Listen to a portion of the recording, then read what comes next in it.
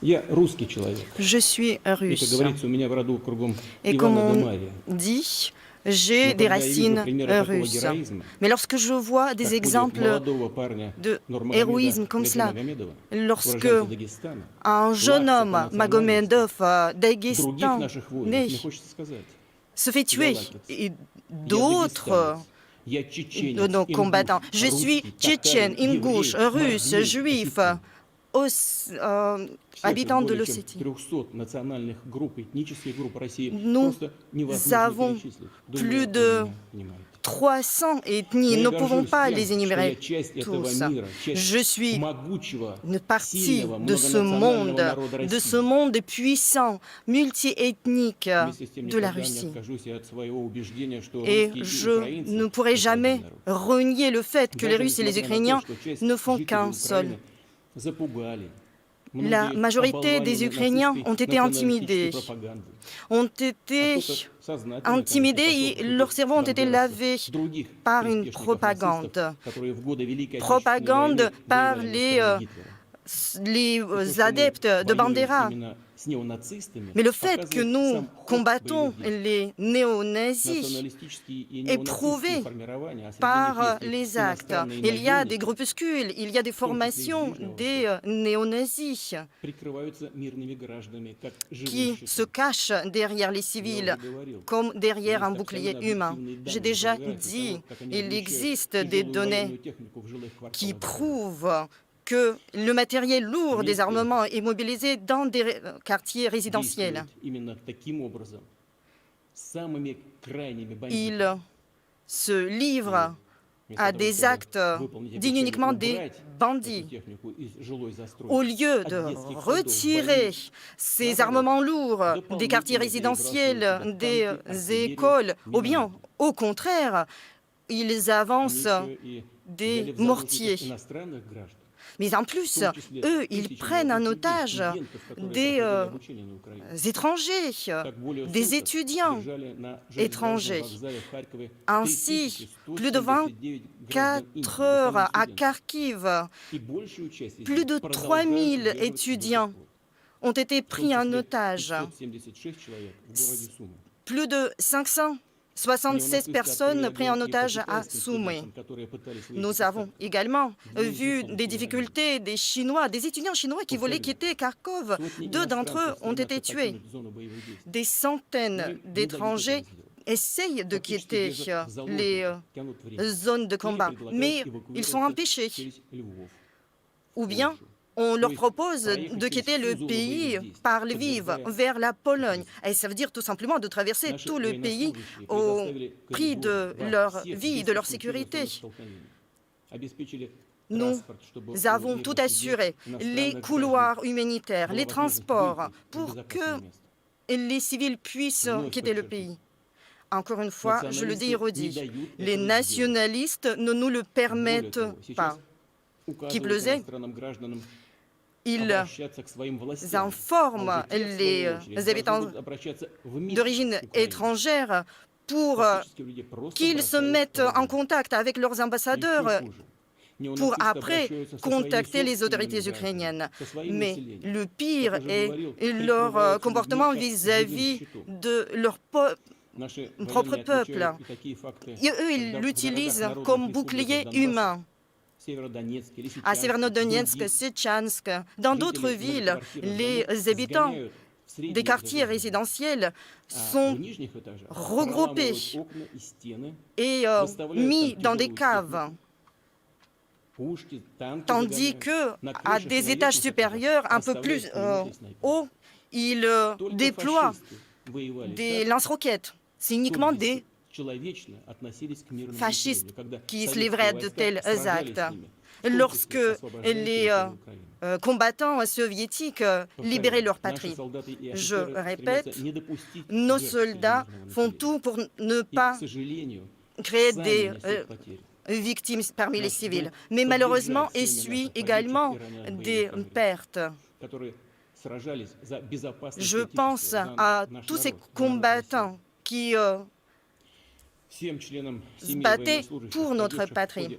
À tous les proches, à toutes les familles des combattants qui ont été mobilisés lors de cette opération militaire auront une aide financière, plus de 7 000 roubles. Ils auront également une allocation mensuelle. Mais je pense qu'il est tout à fait utile d'accorder une aide spéciale à destination de tous les combattants, de tous les anciens combattants mobilisés lors de cette opération. Au total, 5 millions de roubles. Tous les soldats blessés auront également une aide et une assistance. Nous allons accorder une assurance pour tout traumatisme. Si un combattant était mobilisé sur un contrat et se trouvait handicapé, il touchera 8 000 roubles. Et en cas de handicap plus lourd, il aura droit à une autre compensation. Tout cela est prévu dans la loi. J'estime qu'il est tout à fait convenable d'accorder des aides financières à tous ceux qui ont été mobilisés, non seulement par le biais du ministère de la Défense, mais par d'autres services. Plus de 3 millions de roubles. Nos officiers, nos soldats se battent pour la Russie, pour la paix dans le Donbass, pour démilitariser l'Ukraine, pour la dénazifier, pour qu'il n'y ait plus de menaces, une telle menace à côté de nos frontières, et qui plus est, pour qu'il n'y ait pas de menace d'armes nucléaires à nos frontières. Nous allons toujours garder dans nos pensées les noms de nos combattants qui sont tombés pour la patrie. Nous allons soutenir leurs familles. Je vous prie de penser à tous ces soldats, nos soldats qui sont tombés lors de l'opération spéciale militaire en Ukraine.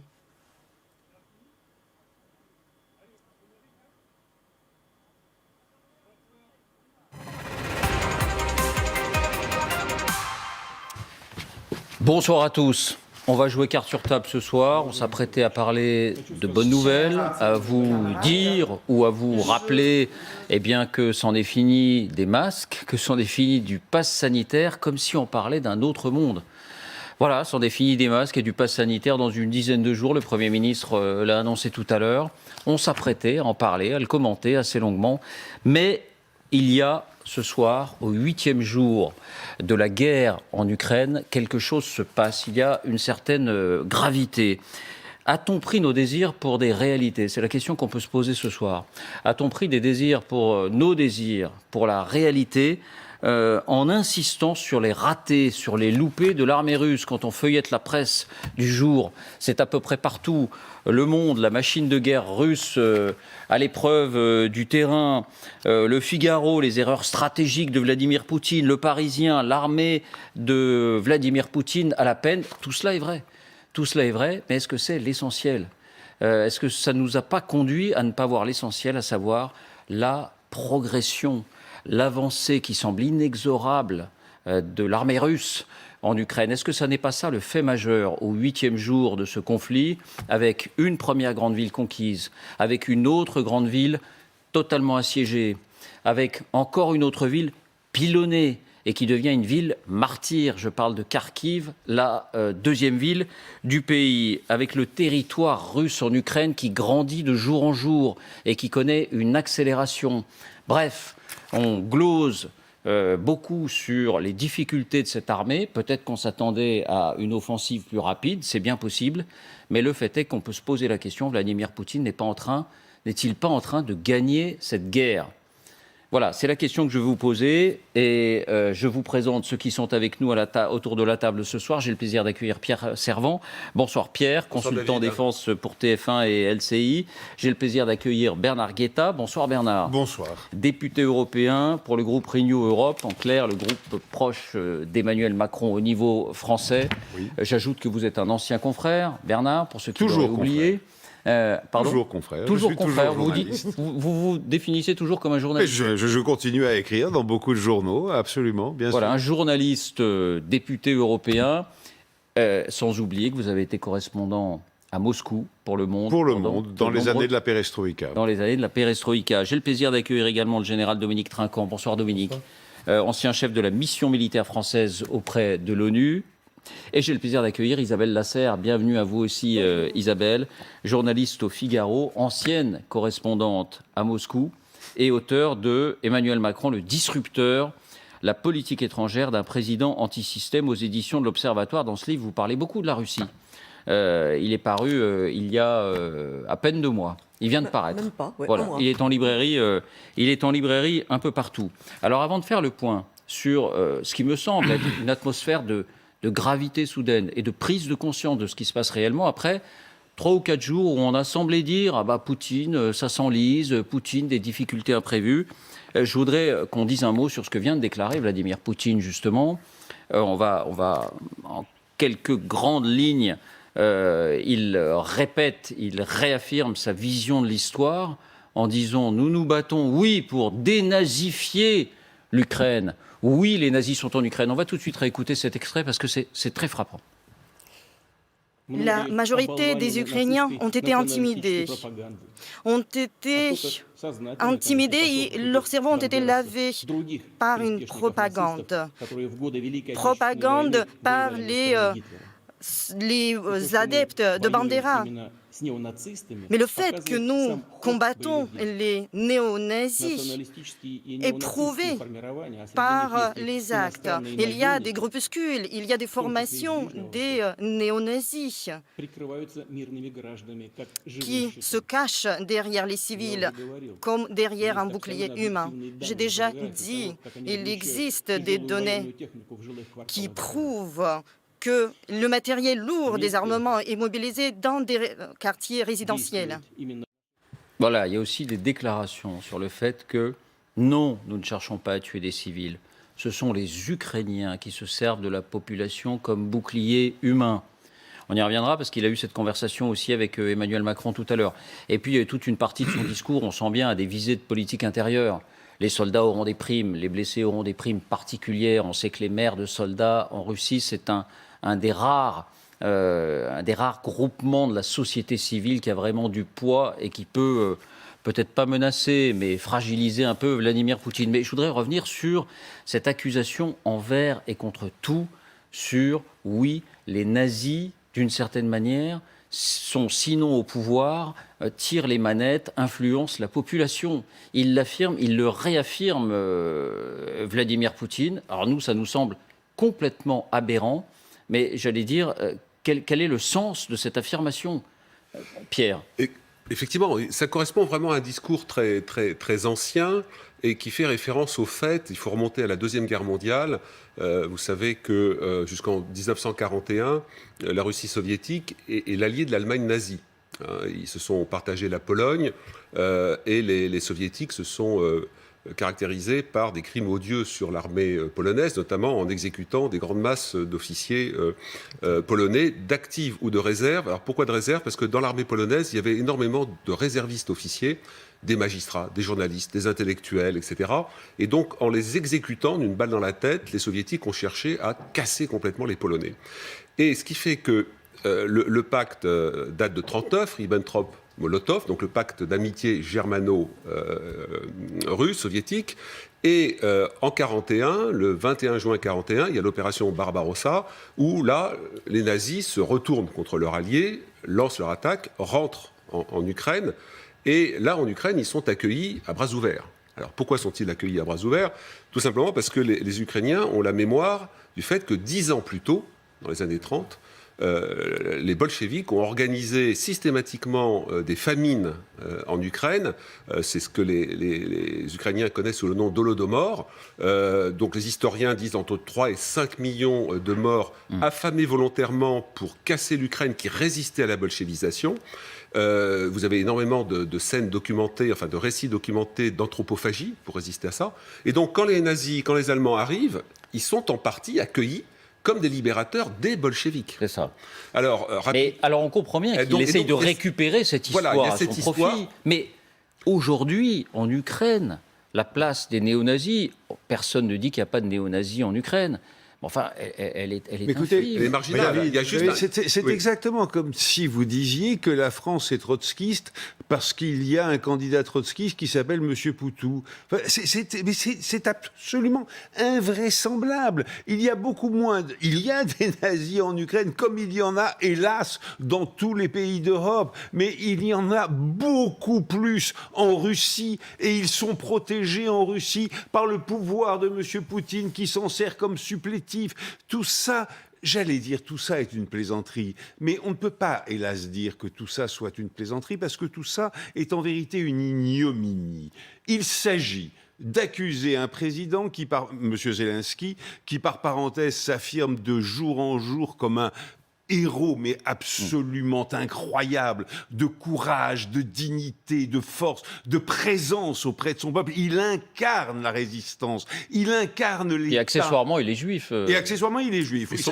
Et son Premier ministre également. Je ne le savais pas. Ouais. Je Et le une sais- partie de la famille de Zelensky est morte dans les camps de concentration, les camps évidemment, d'extermination. d'une famille, oui, une partie de toutes les familles de tous les juifs ukrainiens Deux oncles. sont morts dans les camps nazis. Alors, il s'agit d'accuser cet homme ces hommes, donc, d'être des nazis, afin de pouvoir les dévaloriser totalement, d'essayer de le faire aux yeux de l'opinion russe. Mais pardon, Bernard, Oui, la ficelle est énorme. Comment penser Non, la ficelle est énorme pour nous, Oui. mais la ficelle fonctionne parfaitement en Russie. Parfaitement. Enfin, en tout cas, Parfaitement, non, je suis jusque-là a fonctionné. Assez Et ce largement, qui se passe, assez c'est que largement. Poutine a toujours, ça c'est une méthode totalement poutinienne. Déjà à l'époque de la Tchétchénie, quand il n'y avait pas d'islamistes, qu'il n'y a pas toujours eu des islamistes en Tchétchénie, il disait il faut aller buter les terroristes jusque dans les chiottes. Il a toujours eu, absolument toujours eu, cette manière de qualifier ses ennemis qui est en fait une justification à ces guerres qu'il ne nomme même pas guerre, mais en général opération de police ou de maintien de la paix. Et cette fois, il va encore plus loin, non seulement parce qu'il s'est radicalisé, mais parce que cette fois-ci, ça va être beaucoup plus difficile à faire passer, parce que ça fait 4 ans qu'il explique aux Ukrainiens, aux Russes et au monde entier d'ailleurs, que les Ukrainiens font partie du peuple russe, que l'Ukraine et la Russie sont un même peuple, un même empire. Sauf qu'il dit, Et aujourd'hui, ils sont demande- instrumentalisés, ils sont manipulés Aujourd'hui, par un petit aujourd'hui, groupe de il demande- nazis. Aujourd'hui, il demande à ses soldats de faire la guerre à leurs frères. Donc il fait monter la pression extrêmement forte, et tout ça a été une préparation historique depuis des années. Il est engagé dans un révisionnisme historique qui n'a absolument Ce que je veux dire, aucune c'est qu'on limite, est avec une surpris. valorisation de la guerre patriotique. On est surpris, même si les Russes n'ont pas accès aux mêmes sources d'informations, évidemment, qu'ailleurs, on est surpris qu'ils puissent imaginer que les Russes vont gober, pardon pour l'expression, Parce vont que gober cet tout homme a ça. totalement perdu le sens des réalités. Hmm. Cet homme ne connaît pas l'Ukraine d'aujourd'hui, ça c'est évident. Il ne connaît pas l'Union européenne d'aujourd'hui, ni les États-Unis. Mais ce qui est extraordinaire, c'est qu'il ne connaît visiblement pas la Russie d'aujourd'hui. Parce que le malaise dans l'opinion publique, nous avions, il y a quelques heures, au Parlement européen d'où j'arrive, nous avions en direct, en visioconférence, des personnalités russes. Le directeur de Novaya Gazeta, le directeur de l'Institut de sondage Levada, d'autres personnalités de ce genre. Eh bien, ils nous disaient tous... l'ampleur du malaise qui traverse la société russe, parce que tout simplement les gens ne comprennent pas. Alors ils n'en sont pas encore au stade de descendre dans la rue par millions, et je doute qu'ils puissent le faire tellement la répression est intense et les menaces sont grandes. Mais écoutez, au moment où M. Poutine en 2014 avait annexé la Crimée, eh bien là il était massivement soutenu, et le moins qu'on peut dire c'est que ça se sentait Et par c'est l'opinion. pas du tout la même chose Ah, aujourd'hui. c'est pas du tout la même chose. Un mot, vous vouliez dire Juste un mot Général sur la Trinquant. propagande et la ficelle trop grosse. La division Azov. Le problème, ce sont ces néo-nazis. Et le problème, c'est que la division Azov est intégrée au ministère de l'Intérieur ukrainien. Et que sur la propagande russe, tourne en boucle des images des exactions de la division Azov. Moi, j'en ai reçu, on voit un type crucifié, brûlé par la division Azov. Donc, c'est cette propagande qui fonctionne auprès d'une partie de la population russe. Vous voulez dire qu'il y a un fond, peut-être pas un fond de vérité, mais il y a quand même des défaillances du pouvoir ukrainien de ce point de vue-là. Oui, Non, d'intégrer mais la il faut le division dire aussi. Azov dans le ministère de l'Intérieur, c'est une faute, à mon avis. Voilà. Évidemment. Et simplement, ce sujet-là tourne en boucle et la propagande fonctionne bien. Mais juste un point, le fait que le président Poutine ait fait une conférence de presse après avoir parlé au président Macron et à l'initiative du président Poutine, à mon avis, c'est un signe. C'est-à-dire qu'il y a quelque chose qui se passe et il y a un problème. Et le fait que dans sa conférence de presse, il parle des moyens qu'il met à disposition des soldats, des blessés, des chocs psychologiques et tout, il se rend bien compte que dans l'armée russe, il y a un problème. Et on le voit tous les jours, à l'inverse, sur les réseaux ukrainiens, qui montrent des soldats ukrainiens prisonniers, qui parlent à leur mère et qui racontent qu'ils ne savent pas pourquoi ils sont là, que heureusement que les Ukrainiens les nourrissent, et maman, je veux rentrer à la maison. Oui, alors moi j'ai vu les mêmes, C'est- exactement les mêmes, Ouais. pendant la guerre de Tchétchénie, la première guerre de Tchétchénie, exactement les mêmes images, ça pourrait être Le même ça pourrait être malaise. les mêmes. Le même malaise. Et les mêmes soldats qui ne savaient pas où ils allaient, qui ne savaient Oui. pas ce qu'ils étaient, ça. Et J'entends ça bien. n'a pas empêché la Russie de gagner la guerre de Tchétchénie. Hein. Non, mais c'est Ah pas. bah on ça entre dans le empêche vif pas du 15 ans sujet. après, mais, Si vous le voulez bien, on entre dans le vif du sujet. Ouais. Parce que le sentiment qu'on peut avoir, c'est quand même que pendant des jours, on a insisté, et ce sont des faits bien réels, sur les loupés de la machine de guerre russe. Le moral des soldats, sans doute, la logistique défaillante, la stratégie peut-être faillible. Mais, de fait, il semble bien qu'il y ait une accélération au sol des conquêtes de l'armée russe. On met tout cela à plat. On va voir aussi, parce que l'intention en est dévoilée, les dessous de la conversation à laquelle vous faisiez allusion, la nouvelle conversation entre Emmanuel Macron et Vladimir Poutine, parce qu'on a eu pas mal de détails sur cette conversation et c'est assez irréel, c'est assez stupéfiant de pouvoir pénétrer la coulisse de ces conversations, de voir ce qui se dit, la manière dont ça se dit. Voici les indispensables avec Fanny Veil. Bonsoir Fanny. Bonsoir David, bonsoir à tous. Donc pendant qu'on souligne, qu'on grossit peut-être les difficultés de cette armée russe, les hommes, les chars, les avions de Vladimir Poutine avancent et semblent avancer tout de même inexorablement. Et oui David, et si on voulait résumer les choses ce soir, on pourrait dire qu'il y a une première grande ville conquise, une deuxième grande ville stratégique assiégée et une troisième grande ville pilonnée qui est en train de devenir une ville martyre. La première grande ville conquise, la voici, c'est Kherson, environ 300 000 habitants, c'est la plus grande ville